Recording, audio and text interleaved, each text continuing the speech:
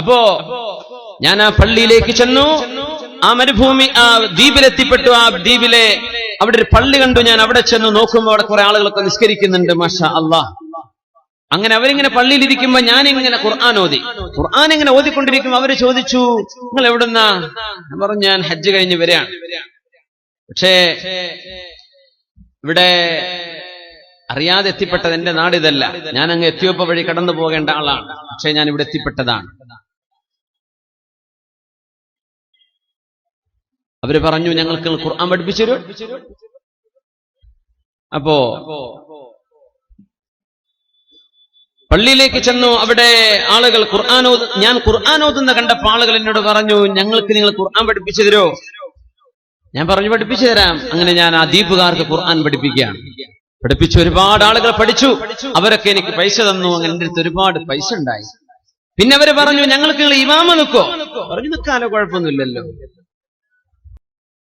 മഹാനായ ഇബ്നു അഖീൽ തങ്ങൾ പറയുന്നു, ഞാൻ ആ പള്ളിയിൽ ചെല്ലുന്നപ്പോ മുമ്പെന്നോ ആ മുത്തുകളുടെ കിഴി കിട്ടിയത് വാങ്ങിച്ചു പോയ ആ വൃദ്ധൻ, ഞാൻ അയാളുടെ നാടറിയില്ല, അയാളുടെ പേരറിയില്ല, ഒന്നും അറിയില്ല. അങ്ങനെ ഞാൻ ആ പള്ളിയിൽ ഇങ്ങനെ താമസിക്കുകയാണ്. കുറെ നേരം കഴിഞ്ഞപ്പോ ഞാനെന്തോ ഒരു കിതാബ് കണ്ടപ്പോ എടുത്തു നോക്കി. ആ കിതാബ് ഇങ്ങനെ വായിക്കുമ്പോ നാട്ടുകാര് ചോദിച്ചു, അല്ല നിങ്ങൾക്ക് എഴുതാൻ അറിയോ? ആ, എഴുതാനറിയും. എന്നാ ഞങ്ങൾക്കൊക്കെ എഴുത്ത് പഠിപ്പിച്ചു തന്നൂടെ? തീർച്ചയായും, എഴുത്ത് പഠിപ്പിച്ചു കൊടുക്കാം. അങ്ങനെ എനിക്ക് കുറെ ഒരു പൈസ തന്നു. അങ്ങനെ എന്റെ അടുത്ത് ഒരുപാട് പൈസയായി. ബഹുമാനപ്പെട്ടവർ പറയാം.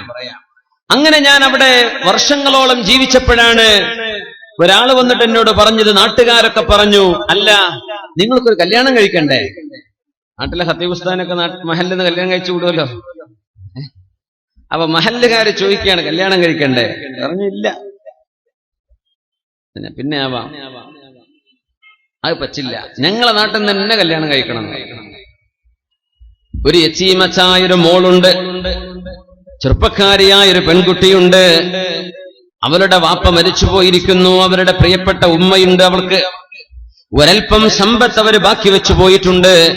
നിങ്ങൾക്ക് അല്ലാഹു ഇൽമിന്റെ സമ്പാദ്യം തന്നതുകൊണ്ട് ആ സമ്പത്തുള്ള കുഞ്ഞിനെ നിങ്ങൾ തന്നെ കല്യാണം കഴിക്കണമെന്നാണ് ഞങ്ങളുടെ നാട്ടുകാരുടെ മുഴുവൻ ആഗ്രഹം. മാഷാ അല്ലാഹ്. ഇങ്ങനെയൊക്കെ നാട്ടുകാരെ ഒരു ഉസ്താദിനെ സ്നേഹിച്ചു കഴിഞ്ഞാൽ രക്ഷപ്പെട്ടു. മാഷാ അല്ലാഹ്. അപ്പോ അദ്ദേഹം പറഞ്ഞു, എന്നായിക്കോട്ടെ.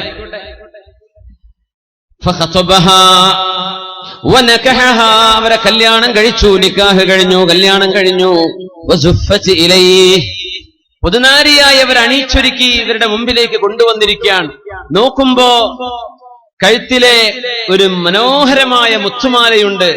ആ മാലയിലേക്ക് തന്നെ നോക്കുന്നു, മാലയിലേക്ക് തന്നെ നോട്ടം. അപ്പൊ ബന്ധുക്കളൊക്കെ ചോദിച്ചു, അല്ല നിങ്ങൾ ഈ പുതിയവണ്ണിനെ നോക്കാതെ ഈ മാലയിലേക്ക് കുറെ നേരമായല്ലോ നോക്കാൻ തുടങ്ങിയിട്ട്, ഇത് എന്താണ് കഥ എന്ന് ചോദിച്ചപ്പം പറഞ്ഞു, ഇത് അന്ന് മക്കയിൽ എനിക്ക് കളഞ്ഞു കിട്ടിയ ഒരു മാലയുണ്ട്. ഇതേ മാല, ഇതേ മുത്തുകൾ, ആ ചുവന്ന ആ ത്രെഡ് പോലും, ആ നൂല് പോലും അതിലുണ്ട്, അതുപോലും മാഞ്ഞു പോയിട്ടില്ല. ആ ചുവന്ന നൂലിൽ കോർത്തെടുത്ത മണിമുത്തുകളുള്ള ഈ മാല എന്റെ കയ്യിൽ മക്കയിൽ പണ്ടൊരിക്കൽ കിട്ടിയിട്ടുണ്ടായിരുന്നു.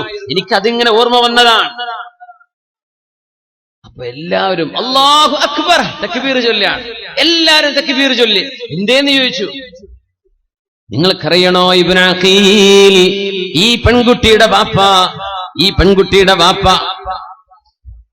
ഹജ്ജ് കഴിഞ്ഞ് തിരിച്ചു വന്നതിന്റെ ശേഷം ഞങ്ങളോടൊക്കെ കഥ പറഞ്ഞു. എന്റെ ഈ മുത്തുകളുടെ മുത്തുമാലയുടെ കിഴി എനിക്ക് നഷ്ടപ്പെട്ടു പോയ കഥ പറഞ്ഞു അദ്ദേഹം.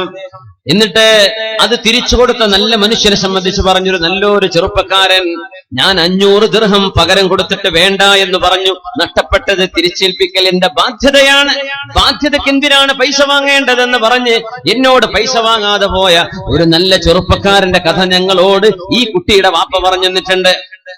അദ്ദേഹം പറഞ്ഞു, ما وجدت في الدنيا مسلما الا هذا الذي رد علي العقد. എന്റെ മാല എനിക്ക് തിരിച്ചു നൽകിയ ഈ ചെറുപ്പക്കാരനല്ലാതെ ഒരു മുസ്ലിമിനെ ഞാൻ വസ്ഫത്തൊരു മുസ്ലിമിനെ വേറെ കണ്ടിട്ടില്ല. നല്ല ലക്ഷണമുള്ളൊരു മുസ്ലിം ഇവൻ തന്നെ, ഈ മാല തന്നവൻ. ആ ഉപ്പ ദുആയിരക്കുമായിരുന്നു, അല്ലാഹുമ്മ ജമഅ ബൈനി വബൈനഹു ഹത്താ ഉസവ്വിജഹു ബിബനതി. അള്ളാഹുവേ, ആ ചെറുപ്പക്കാരനെ എന്നെങ്കിലും ഒരു കാലത്ത് എനിക്ക് കാണിച്ചു തരേണമേ. എന്റെ പൊന്നുമോളെ ഞാൻ അയാൾക്ക് കല്യാണം കഴിച്ചു കൊടുക്കണമെന്ന് ആഗ്രഹമുണ്ട് റബ്ബേ. ആ ചെറുപ്പക്കാരനെ കൺമുമ്പിലേക്ക് എത്തിക്കുമോ എന്ന് ഈ വൃദ്ധനായി മരിച്ചുപോയ വാപ്പ എന്നും ദുആയിരക്കാറുണ്ടായിരുന്നു. ഞങ്ങളത് കേട്ടവരാണ്. ആ പ്രാർത്ഥനയാണ് ഇവിടെ സംഭവിച്ചത്. അൽ ജസാഉ മിൻ ജിൻസിൽ അമൽ. ഉലമാ പറയും, നമ്മൾ എന്ത് പ്രവർത്തിക്കുന്നുവോ അതനുസരിച്ചാണ് അല്ലാഹു അമൽ കൊണ്ടുവരുന്നത്. വമൻ യത്തഖില്ലാഹ യജ്അൽ ലഹു മഖ്റജ വയർസുഖുഹു മിൻ ഹൈസു ലാ യഹ്തസിബ്. അല്ലാഹുവിന് വേണ്ടി ചാരിത്ര ശുദ്ധി സൂക്ഷിക്കുകയും അള്ളാഹുവിനെ ഉദ്ദേശിച്ച് വ്യഭിചാരത്തിലേക്ക് പോകാതിരിക്കുകയും കണ്ണുകളെ സൂക്ഷിക്കുകയും ചെയ്യുന്ന ആളുകൾക്ക് കൺകുളിർമയുള്ള ജീവിതം അല്ലാഹു അവരറിയാതെ അവരുടെ മുമ്പിലേക്ക് റബ്ബ് കൊണ്ടുകൊടുത്തതിന്റെ മകുടോദാഹരണമാണ് പണ്ഡിത ലോകത്ത് പ്രസിദ്ധമായ ഈ സംഭവം. അല്ലാമ അബുൽ വഫാ ഇബ്നുൽ അഖീൽ തങ്ങളുടെ സംഭവം, സ്വന്തം ജീവിതാനുഭവമാണിത്. അള്ളാഹു മുമ്പിലേക്ക് കൊണ്ടുപോയി കൊടുക്കാൻ അന്നൊരു സത്യസന്ധത കാണിച്ചില്ലേ? ആ സത്യസന്ധതക്ക് അള്ളാഹു നൽകുന്ന പ്രതിഫലമാണിത്. മുത്തനബി തങ്ങൾ പറയുമായിരുന്നു, ഇദാ അതാകും മൻ തർളൗന ദീനഹു വഅമാനതഹു ഫസവ്വിജൂ. ആരെയാണ് പുതിയാപ്പിളയായി സ്വീകരിക്കേണ്ടതെന്നറിയുമോ? ആരാ പുതിയാപ്പിളയായി സ്വീകരിക്കേണ്ടത്? നമ്മൾ അങ്ങനെ കല്യാണം ആലോചിക്കുമ്പോ ആദ്യം എന്താ നോക്കുക? നമ്മൾക്ക് സത്യം ഉള്ളതുപോലെ പറയാം, ഉള്ളതുപോലെ പറയാം. എന്താ പറയാ? എന്താ വരുമാനം അല്ലേ? ചെറുപ്പക്കാരൻ എന്താ വരുമാനം? ആദ്യം ആള് ഓക്കെയാണ്, കാണാനൊക്കെ ഓക്കെയാണ്. പിന്നെന്താ വരുമാനം? ബൈക്കുമ്പോ എങ്ങനെ തിരിച്ചു മറിച്ചും ചെറുക്കള കാസർഗോഡ് ട്രിപ്പടിക്കലാണോ പണി? അല്ല, എന്തെങ്കിലും ജോലി ഉണ്ടോ? എന്തെങ്കിലുമൊക്കെ പണിയെടുത്ത് ജീവിക്കുകയാണോ? കച്ചവടം ഉണ്ടോ? ഉണ്ട്. ഇവിടെ ഗൾഫിലാ. മുമ്പൊക്കെ ഗൾഫിലെന്ന് പറഞ്ഞാൽ അവിടെ വീണു. അപ്പൊ അങ്ങനെയൊന്നുമില്ല. ഗൾഫൊക്കെ ഒരു ആൾക്കാരെ കണ്ടുവന്നതാ. അവിടെ എന്താ പണിയെന്ന് ചോദിക്കും. ഏത് കമ്പനിയാന്ന് ചോദിക്കും. ഫാമിലി സ്റ്റാറ്റസ് ഉണ്ടോ ചോദിക്കും. എപ്പോഴാ ലീവ്? 6 മാസം ലീവ് ഉണ്ടോ? കൊല്ലത്ത് ലീവ് ഉണ്ട്, ഇവരെ കൊണ്ടുപോകാൻ പറ്റുമോ? ഇതൊക്കെ അറിഞ്ഞിട്ട് കല്യാണം കഴിപ്പിച്ചു കൊടുക്കുള്ളൂ. സുബ്ഹാനല്ലാഹ്.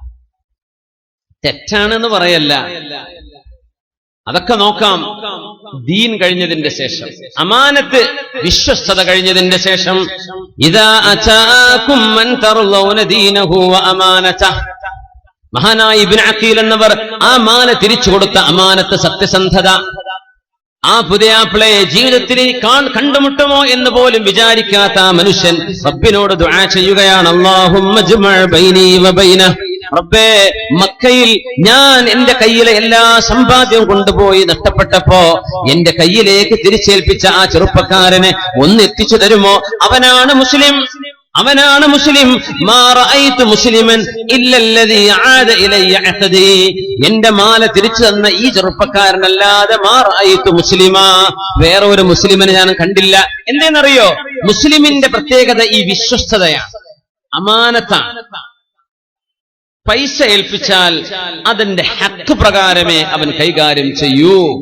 ഈ സർട്ടിഫിക്കറ്റ് കിട്ടിക്കഴിഞ്ഞാൽ ഫദാലിക്കൽ മുസ്ലിം, അതാണ് മുസ്ലിം. നമ്മുടെ സദസ്സിൽ, നമ്മുടെ നാടിൽ, നമ്മുടെ ചുറ്റുപാടിൽ, ഈ നഗരത്തിൽ, നമ്മുടെ ജില്ലയിൽ നമുക്ക് സത്യസന്ധരായി ഇത്തരം ചെറുപ്പക്കാരെ എത്ര പേരെ കിട്ടും എന്നതാണ് വിഷയം. പൈസ ഏൽപ്പിച്ചാൽ നിസ്കരിക്കാൻ റെഡിയാണ്, ഖിയാമുൽ ലൈൽ റെഡിയാണ്, സ്വലാത്തും ദിക്റും ഒക്കെ റെഡിയാണ്. പൈസ ഏൽപ്പിച്ചാൽ കഴിഞ്ഞു. വലിപ്പിന്റെ അടുത്ത് നിർത്താൻ പറ്റൂല എന്നാ പറയാ. ഡ്രോവറിന്റെ അടുത്ത്, പൈസ ഇടുന്നിടത്ത് നിർത്താൻ പറ്റൂല. ബാക്കി എല്ലാ ജോലിക്കാളും ഒക്കെയാണ്. ആളുടെ വാല്യൂ സീറോ, ബിഗ് സീറോ. വട്ടപൂജയാണെന്ന് ആളുടെ വില ഇല്ല, ദീനിൽ വിലയില്ല. അമാനത്ത് വേണം, അമാനത്ത് വേണം. മഹാനായ അബ്ദുല്ലാഹി ഇബ്നുൽ മുബാറക് റളിയല്ലാഹു അൻഹുവിന്റെ വാപ്പ മുബാറക് എന്നവർ 2 വർഷം മുന്തിരിത്തോട്ടം നോക്കുകയും ആ തോട്ടത്തിൽ നിന്ന് ഒരു മുന്തിരി പോലും കടിച്ചു നോക്കാതെ മുതലാളി ഒരിക്കൽ തിരിച്ചു വന്നപ്പോ മുന്തിരി കൊണ്ടുവരൂ എന്ന് പറയുകയും 2-3 തവണ കൊണ്ടുപോയി കൊടുത്തത് പുളിച്ച മുന്തിരിയായപ്പോ, മുബാറക്കെ, ഇതിൽ പുളിയുള്ളതേതാ മധുരമുള്ളതേതാ എന്ന് നിങ്ങൾക്കറിയില്ലേ എന്ന് ചോദിച്ചപ്പോഴാണ്, യാ സയ്യിദി യാ മൗലായി, എന്റെ നേതാവേ, ഉടമസ്ഥനെ, ഈ തോട്ടത്തിന്റെ അടിമയായി ജോലി ചെയ്യുന്ന എന്നെ നിങ്ങൾ ഏൽപ്പിച്ചത് തോട്ടം നോക്കാനല്ലയോ, മുന്തിരി തിന്നാൻ അനുമതി നൽകിയിട്ടില്ലല്ലോ. അതുകൊണ്ട് ഇതിൽ പുളിയേതാ മധുരമേതാ എന്ന് എനിക്കറിയില്ല, ഞാൻ തിന്നു നോക്കിയിട്ടില്ല. 2 വർഷമായി ഒരു മുന്തിരി പോലും ഞാൻ തിന്നു നോക്കിയിട്ടില്ല. അപ്പോഴാണ് ഈ മുബാറക് എന്നവർക്ക് മുതലാളി സ്വന്തം മകളെ കല്യാണം കഴിച്ചു കൊടുക്കുന്നത് ചരിത്രം നിങ്ങൾ കേട്ടിട്ടുണ്ടായിരിക്കും. മുതലാളി കല്യാണം കഴിച്ചെടുത്തു. സ്വന്തം മോളോട് പറഞ്ഞു, മോളെ, എനിക്കൊരു പുതിയാപ്പിളയുണ്ട്. ആരാണെന്നറിയോ? എന്റെ ഉപ്പ. ആരാണ്? മുബാറക്കാണ് മോനെ. എന്റെ ഉപ്പാക്ക് ഇഷ്ടായോ? ഉപ്പാക്ക് ഇഷ്ടമായി മോളെ. എന്തുകൊണ്ടുപ്പാ? എന്തുകൊണ്ട് മുബാറക് എന്ന അടിമയെ, വലിയൊരു മുതലാളിയുടെ മോളെ എന്തിന് കല്യാണം കഴിച്ചു കൊടുക്കണം? മോളെ, മുബാറക്കിനെ പോലെ അമാനത്ത് സത്യസന്ധത കാണിച്ച ഒരു ചെറുപ്പക്കാരനെ ഞാൻ കണ്ടില്ല. അതുകൊണ്ട് ഉപ്പാക്ക് ഇഷ്ടമാണോ? എനിക്കിഷ്ടമാണ് ഉപ്പ.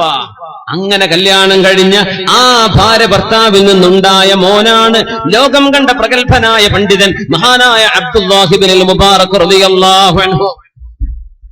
അമാനത്തായിരുന്നു, വിശ്വസ്തതയാണ്. ജീവിതത്തിൽ അത് നഷ്ടപ്പെട്ടത് വീണ്ടെടുക്കൽ അനിവാര്യമാണ്. ഇദാ അതാകും മൻ തർലൗന ദീനഹു വ അമാനതഹു ഫസവ്വിജു. നിങ്ങൾ ആർക്കെങ്കിലും ഒരു ചെറുപ്പക്കാരന്റെ ദീനീ ബോധവും അവന്റെ വിശ്വസ്തതയും ഇഷ്ടമായാൽ കല്യാണം കഴിച്ചു കൊടുത്തോളൂ. പിന്നെ വീട്ടിക്ക് കാറ് കയറോ വണ്ടി പോവോ ഇതൊന്നും നോക്കണ്ട. അതൊന്നും ഷറയിൽ പറയേണ്ട കാരണമല്ല. വീട്ടിക്ക് വണ്ടി പോകൂല അതൊന്നും പറഞ്ഞിട്ടില്ല, അതൊക്കെ നമ്മൾ ഉണ്ടാക്കിയതാണ്. ഇദാ അതാകും മൻ തർലൗന ദീനഹു വ അമാനതഹു ഫസവ്വിജു. ഏതെങ്കിലും ഒരു ചെറുപ്പക്കാരന്റെ വിശ്വസ്തതയും ദീനും ഇഷ്ടപ്പെട്ടാൽ. എന്തുകൊണ്ട് വിശ്വസ്തത? കല്യാണം കഴിച്ച് മുങ്ങുന്ന പുതിയാപ്പിളാരുണ്ട്. 2-3 കല്യാണം കഴിച്ച് ഓരോ ജില്ലയിൽ പോയിട്ട് ഓരോ കല്യാണം. ആ കിട്ടിയ സമ്പത്തിന്റെ ഒരൊറ്റ മുങ്ങലാണ്. അമാനത്തില്ല ഒന്ന്. ദീനുണ്ടെങ്കിൽ അവളെ ഇഷ്ടപ്പെട്ടാൽ നല്ല നിലക്ക് അവളുടെ കൂടെ ജീവിക്കും. അവളോട് വെറുപ്പാണെങ്കിൽ അവളെ ബുദ്ധിമുട്ടാക്കില്ല. നല്ല നിലക്ക് തൊലാക്ക് ചൊല്ലും. പെണ്ണുങ്ങളെ തൊലാക്ക് ചൊല്ലുന്നില്ല, വേറെ കല്യാണം കഴിക്കാൻ അവളെ വിടുന്നുമില്ല, ഇവനറ്റ വിടുന്നില്ല, ഉപദ്രവിക്കാൻ, മെന്റലി ടോർച്ചർ ചെയ്യാൻ, മാനസികമായി പീഡിപ്പിക്കാൻ. അതൊന്നും ദീനുള്ള ചെറുപ്പക്കാര് ചെയ്യൂല. നമ്മളൊന്ന് യോജിച്ചു പോവില്ലേ മോളെ? എന്നാ പിന്നെ എന്ത് ചെയ്യാ? ഹക്കമൻ മിൻ അഹ്ലിഹി വ ഹക്കമൻ മിൻ അഹ്ലിഹാ. നമ്മുടെ മുതിർന്ന കാരണവന്മാരെന്ന് ചർച്ച ചെയ്യട്ടെ. നമ്മൾ തമ്മിൽ തുടർന്നു പോകാൻ കഴിയുമോ ഇല്ലയോ? സാധ്യമല്ലെങ്കിൽ ത്വലാഖാണ് നമ്മുടെ പരിഹാരം. അള്ളാഹു അങ്ങനെ നിശ്ചയിച്ചിരിക്കണം. നമ്മൾ പിരിയുകയാ, നിനക്ക് നല്ലൊരു ഭർത്താവിനെ കിട്ടട്ടെ, എനിക്കൊരു നല്ല പെണ്ണിനെയും കിട്ടട്ടെ, മഅസ്സലാമ. ഇത് പറഞ്ഞ് സമാധാനപരമായി പിരിയേണ്ട കേസ് വരും. അങ്ങനെ സമാധാനപരമായി പിരിയണമെങ്കിൽ ഇവന് ദീന് വേണം, അല്ലെങ്കിൽ കോടതി ഇടപെടുത്തും. പെണ്ണും അങ്ങനെയാണ്. പെണ്ണുങ്ങളും പെണ്ണിന്റെ കൂട്ടക്കാരും പ്രത്യേകിച്ച് മനസ്സിലാക്കുക.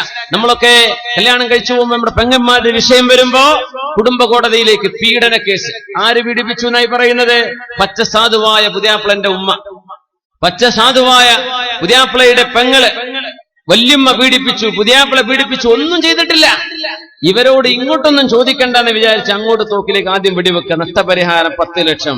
നഷ്ടപരിഹാരം പുതിയാപ്പിളക്ക് ഇങ്ങോട്ടായിരിക്കും ചിലപ്പോൾ കൊടുക്കാനുണ്ടാവുക. പക്ഷേ എന്തായാലും വിവാഹ വിഷയത്തിൽ പെണ്ണിന് അനുകൂലമായിരിക്കും വിധി പറയുക എന്ന ഒരു ധിക്കാരത്തിൽ പച്ചയായ നുണ പറഞ്ഞ് പച്ചയായ കള്ളക്കേസുണ്ടാക്കി എന്റെ മുമ്പിനെ ദുന്യാവ് രക്ഷപ്പെട്ടാൽ മതിയോ? ആഖിറം രക്ഷപ്പെടണ്ടയോ? ആഖിറം രക്ഷപ്പെടണ്ടയോ? എത്ര കുടുംബമാണ് കള്ളക്കേസിൽ കുടുങ്ങി കിടക്കുന്നത്? പച്ചയായ നുണ, നന്മയല്ലാതെ മറ്റൊന്നും ചെയ്തിട്ടില്ലാത്ത ഒരു ഉമ്മ, നല്ല വാക്കുകളല്ലാതെ മറ്റൊന്നും പറഞ്ഞിട്ടില്ല. ഇനി എങ്ങാനും മോശപ്പെട്ട പറഞ്ഞുപോയി എന്ന് വിചാരിക്കുക. മനുഷ്യന്മാരില്ലേ? ആരാ അയ്യുർ റിജാലിൽ മുഹദ്ദബു? ആരാ ഒരു തെറ്റും ചെയ്യാത്തവരാരാ ഉള്ളത്? ഇങ്ങനെ പൊറുക്കേണ്ടടുത്തും ക്ഷമിക്കേണ്ടടുത്തും അതിനൊരുങ്ങാതെ കോടതി വരാന്തകളിലേക്ക് കേസുകൾ നീങ്ങുന്നത് ദീനില്ലാത്തതിന്റെ കുഴപ്പമാണ്. പെണ്ണിന് ദീന് വേണം, പെണ്ണിന്റെ വാപ്പാക്ക് ദീന് വേണം, ആങ്ങൾക്ക് ദീന് വേണം. ഒരു മനുഷ്യന് ഞാൻ എന്തിനു ദുൽമ ചെയ്യണം? വിധങ്ങൾ പറയുന്നു, ഇന്ന അശ്റഅ അശ്ശർരി ഉഖൂബതൻ ഇൻദല്ലാഹ്. അള്ളാഹുവിന്റെ അടുത്ത് ഏറ്റവും കടുത്ത ശിക്ഷ വളരെ പെട്ടെന്ന് വരുന്ന 2 തെറ്റുകളാണുള്ളത്. 2 തെറ്റുകൾക്കാണ് അശ്റഉൽ ഉഖൂബ. തെറ്റുകൾക്ക് അള്ളാഹു ഉടനെ ശിക്ഷ കൊടുക്കുന്ന 2 തെറ്റുകളാണുള്ളത്. പ്രത്യേകം മനസ്സിലാക്കി വെക്കുക. 2 എണ്ണമാണ്. ഒന്ന് അൽ ബഗ്യു വ ഖതീഅത്തുർ റഹിമി. ഒന്ന് അക്രമം ചെയ്യലാണ്. ഒരു മനുഷ്യനെ പറ്റി ഇല്ലാത്തത് ആരോപിച്ച മനുഷ്യനെ കേസുകൾ കൊടുക്കുക, ബുദ്ധിമുട്ടാക്കുക, പീഡിപ്പിക്കുന്നത്, ഒരു മനുഷ്യനെ ബുദ്ധിമുട്ടാക്കുന്നത് അക്രമം ചെയ്യുന്നതാണ്. സ്വന്തം രക്തബന്ധത്തോട് കുടുംബബന്ധം മുറിച്ചു കളയലും അള്ളാഹുവിന്റെ മുമ്പിൽ ഗുരുതരമായ തെറ്റും വളരെ പെട്ടെന്ന് അതിന്റെ ശിക്ഷ വരുമെന്ന് മഹാനായ റസൂലുള്ളാഹി സ്വല്ലല്ലാഹു അലൈഹി വസല്ലം. ഇന്ന അസ്റഅ സവാബ്, പ്രതിഫലം ഏറ്റവും കൂടുതൽ വളരെ പെട്ടെന്ന് അള്ളാഹു കൂലി തരുന്നത് സ്വലത്തുർ റഹിം, കുടുംബബന്ധം ചേർക്കലുമാണ്. പിരിഞ്ഞു നിൽക്കുന്ന ഭാര്യ ഭർത്താക്കന്മാർ ചേരുന്നു. തെറ്റി നിന്നിരുന്ന ഉമ്മയോട് വാപ്പയോട് പിണക്കം തീർക്കുന്നു. റമളാനല്ലേ ഉമ്മ പുറത്തു തരണേ, ഉമ്മ മാപ്പാക്കി തരണേ, അങ്ങനെ പറയാ. നന്നായി തീരാ. കുടുംബമാണ്. കല്യാണം കഴിച്ചാലും അല്ലെങ്കിലും കുടുംബമാണ്, എല്ലാം കുടുംബമാണ്. കല്യാണം കഴിച്ച പെണ്ണിനെ സംബന്ധിച്ചിടത്തോളം ഭർത്താവിന്റെ ഉമ്മയും വാപ്പയും അവൾക്ക് രണ്ടാമതൊരു വാപ്പയും രണ്ടാമതൊരു ഉപ്പയുമായി.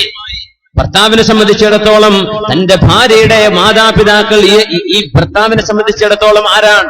ഉമ്മയാണ്, വാപ്പയാണ്. ത്വലാഖ് ചൊല്ലിയാൽ പോലും മുറിയാത്ത ബന്ധമാണ് നിക്കാഹിന്റെ ബന്ധം. നമുക്കറിയാം, തൊട്ടാ ഒന്നും മുറിയില്ല എന്നല്ലേ പറയാ. സ്വന്തം ഉമ്മയെ തൊട്ടാ ഒന്നും മുറിയാത്ത പോലെ ഭാര്യ മാതാവിനെ തൊട്ടാ ഒന്നും മുറിയില്ല. ഭാര്യയെ ത്വലാഖ് ചൊല്ലിയതിന്റെ ശേഷമാണെങ്കിൽ തന്നെയും അത്രയും വലിയ ബന്ധമാണ്. അബൂ ഹുറൈറ റളിയല്ലാഹു തആല അൻഹു പറയുകയാണ്, സദസ്സിലിരിക്കുമ്പോ ഈ സദസ്സിൽ ആരെങ്കിലും സ്വന്തം കുടുംബത്തോട് പിണങ്ങി നിൽക്കുന്നുണ്ടോ? സദസ്സിന് എഴുന്നേറ്റ് പോകണം. അബൂ ഹുറൈറ റളിയല്ലാഹു അൻഹു പറഞ്ഞു, ഞാൻ പറയല്ല, നമുക്ക് സദസ്സിൽ കസാല മൊത്തം കാലയിൽ പോയ പ്രശ്നമാവും ചിലപ്പോ. അങ്ങനെയൊന്നും ഉണ്ടാവില്ല എന്ന് വിചാരിക്കുക. അബൂ ഹുറൈറ തങ്ങൾ പറഞ്ഞു, എണീറ്റ് പോയിക്കോളിയത്. സ്വന്തം കുടുംബത്തോട് ചോരബന്ധമുള്ള ആളുകളോട് പിണങ്ങിയ മുഴുവൻ ആളുകളും എഴുന്നേൽക്കണമെന്ന് പറഞ്ഞപ്പോ സദസ്സിന്റെ അങ്ങേ മൂലയിൽ നിന്നൊരു ചെറുപ്പക്കാരൻ എഴുന്നേറ്റ് പോയി. നേരെ ഉപ്പയുടെ പെങ്ങള്, അമ്മായി എന്നല്ലേ പറയാ കാസർഗോഡൊക്കെ മന പെങ്ങൾക്ക്. അപ്പൊ എന്താ പറയാ? കുഞ്ഞുമ്മ. കുഞ്ഞുമ്മ, അത് ശരി. അമ്മായി ആരപ്പോ? അമ്മായിമ്മക്ക് അമ്മായി എന്ന് പറയാം അല്ലേ?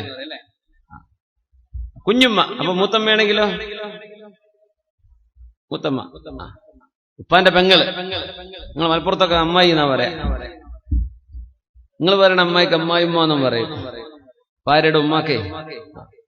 അപ്പൊ കുഞ്ഞുമ്മേ മൂത്തമ്മേ, മനസ്സിലാകുമല്ലോ, അങ്ങനെ പറഞ്ഞ പോരെ. അപ്പൊ അവരുമായൊരു പിണക്കുണ്ടായിരുന്നു ചെറുപ്പക്കാരന്. നേരെ ചെന്നിട്ട് പറഞ്ഞു, കുഞ്ഞുമ്മ പൊരുത്തപ്പെടണേ.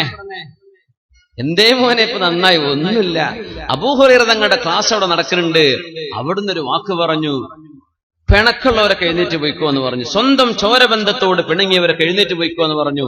ഞാൻ പോന്നുമ്മ, അബൂ ഹുറൈറ തങ്ങൾ പറയല്ലേ, നബിന്റെ സ്വഹാബിയല്ലേ, ഞാൻ എഴുന്നേറ്റ് പോന്നു. മോനെ, അബൂ ഹുറൈറ തങ്ങളോട് പോയിട്ട് തിരിച്ചു ചോദിക്ക്, എന്തേ നിങ്ങൾ അങ്ങനെ പറയാൻ കാരണമെന്ന് ചോദിക്കൂ എന്ന് പറഞ്ഞു. ഞാൻ പൊരുത്തപ്പെട്ടു മോനെ, പൊരുത്തപ്പെട്ടു, നന്നായി. കുഞ്ഞമ്മ പൊരുത്തപ്പെട്ടു കൊടുത്തു. നേരെ വന്ന് അബൂ ഹുറൈറ തങ്ങളോട് ചോദിച്ചു, മഹാനായ അഷ്റഫുൽ ഖൽഖ് തങ്ങളുടെ സ്വഹാബിയായവരെ, അങ്ങയുടെ സദസ്സിൽ നിന്ന് ഞാൻ എഴുന്നേറ്റ് പോയി, എന്റെ കുഞ്ഞുമ്മയോടെ പിണക്കുണ്ടായിരുന്നു, പിണക്കൊക്കെ തീർന്നിരിക്കാൻ. എന്റെ കുഞ്ഞുമ്മ ചോദിക്കാൻ പറഞ്ഞു, എന്തേ നിങ്ങൾ അങ്ങനെ പറയാൻ കാരണം എന്ന് ചോദിക്കാൻ വേണ്ടി പറഞ്ഞു. അപ്പൊ പറഞ്ഞു, സമിഅതു ഖലീലി റസൂലല്ലാഹ് സ്വല്ലല്ലാഹു അലൈഹി വസല്ലം യഖൂൽ, എന്റെ ഹബീബായ നബി തങ്ങൾ പറഞ്ഞത് എന്റെ ചെവി കൊണ്ട് ഞാൻ കേട്ടതാണ്. അല്ലാഹു സുബ്ഹാനഹു വ തആല ഇന്നല്ലാഹ ലാ യുൻസിലു റഹ്മതഹ, അല്ലാഹുവിന്റെ കാരുണ്യം അല്ലാഹു ഫീ ഖൗമിൻ, ഒരു സമൂഹത്തിലേക്ക് ഇറക്കുകയില്ല, വഫീഹിം ആഖ്, സ്വന്തം മാതാപിതാക്കളോടോ മാതാപിതാക്കളുടെ ചോരബന്ധമുള്ളവരോടോ പിണങ്ങി നിൽക്കുന്ന ഒരാൾ ഒരു സദസ്സിലുണ്ടെങ്കിൽ ആ സദസ്സിൽ അല്ലാഹുവിന്റെ റഹ്മത്ത് വരികയില്ലെന്ന് അല്ലാഹുവിന്റെ ഹബീബ് പറഞ്ഞിട്ടുണ്ട്. അതുകൊണ്ടാ ഞാൻ എഴുന്നേറ്റ് പോകാൻ വേണ്ടി പറഞ്ഞതെന്ന് മഹാനായ അബൂ ഹുറൈറ റളിയല്ലാഹു അൻഹു.